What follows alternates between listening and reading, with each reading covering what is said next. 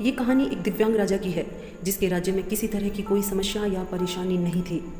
सभी भगवान से प्रार्थना करते थे और धन्यवाद करते थे कि इस तरह का राजा उनको मिला। लेकिन एक दिन राजा अपने गलियारे में घूम रहा था और घूमते हुए दीवार पर लटकी अपने पूर्वजों की तस्वीर देख रहा था।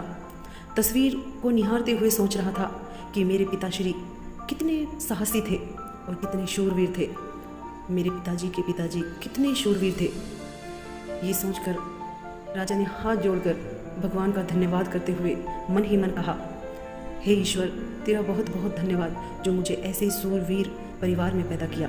यह सब सोचते सोचते राजा ने लास्ट तस्वीर को देखा और लास्ट तस्वीर के बाद खाली जगह को भी देखा। अब राजा सोच में पड़ गया कि ये खाली जगह मेरे लिए है, यहाँ आने वाली तस्वीर मेरी होगी। राजा थोड़ा सा चिंतित हुआ। चिंता इस बात की नहीं थी कि वो मर जाएगा, चिंता सिर्फ इस बात की थी कि लाइन में लगी पूर्वजों की तस्वीर इतनी सुंदर थी और जब वो मरेगा तो उसकी बिना आंख और पैर की तस्वीर यहाँ कितनी खराब लगेगी। और ये सब सोचकर वह चिंतित हो गया, पूरी रात सोच में लग गया। अगले ही दिन दरबार बुलाया और सबको यही अपने मंत्रियों को और सबको ये बात बताई। तब राजा ने सोचा कि क्यों न मेरे जीते जी मैं अपनी तस्वीर बनवाऊँ और जो तस्वीर सुंदर होगी मैं उसी को यहाँ लगवाऊँगा। मंत्री ने हामी भरते हुए कहा, महाराज, आपने जो सोचा है वो बिल्कुल सही है। पूरे राज्य में ढिंढोरा पीट दिया गया। सभी पेंटर्स को दरबार में बुलाया गया।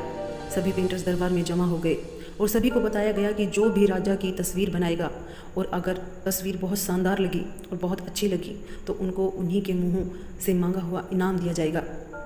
अब सभी पेंटर सोच में पड़ गए, इनाम तो राजा बहुत दे देगा, लेकिन अगर हमारी बनाई हुई तस्वीर उन्हें अच्छी नहीं लगी तो वो हमें दंड भी दे सकते हैं। और ये सोचकर कोई भी पेंटर्स आगे नहीं आया। लेकिन उन्हीं पेंटर्स के बीच में एक लड़का उठकर दरबार में आगे आया और राजा को प्रणाम करते हुए कहा, महाराज, मैं आपकी ऐसी पेंटिंग बनाऊंगा जो आपको बहुत पसंद आएगी, बस मुझे एक दिन का वक्त दे दीजिएगा।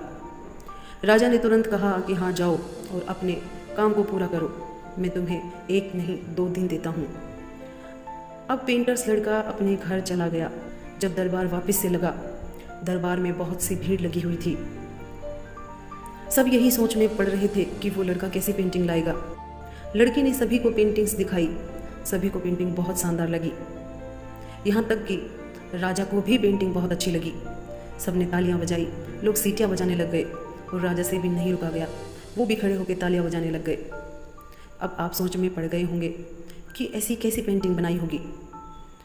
लड़के ने एक घोड़े पर राजा को बिठाया जिसमें से एक टांग दिख रही थी और एक नहीं, और राजा को तीर चलाते हुए, शिकार करते हुए उसने अपनी तस्वीर में दिखाया। जब भी कभी तीर चलाते हैं या निशाना लगाते हैं तो एक आंख बंद हो जाती है।